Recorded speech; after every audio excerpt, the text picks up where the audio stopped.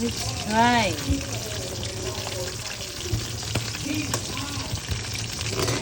In Tagalog is Pilipino.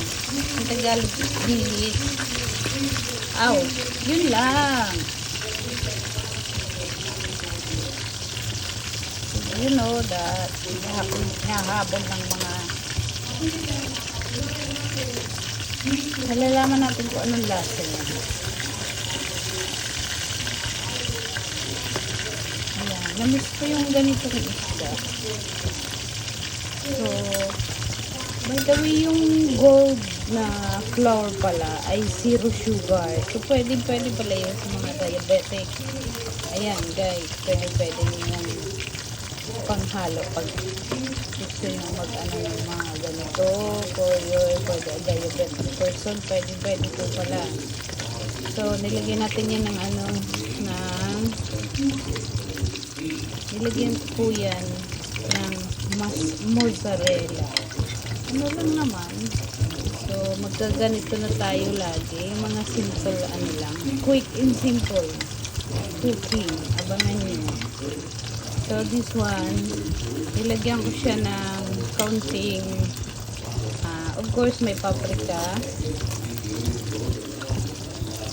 salt, and then, I put some ginisa mix lang, and mozzarella, yung grind na mozzarella, pwede nyo ilagay.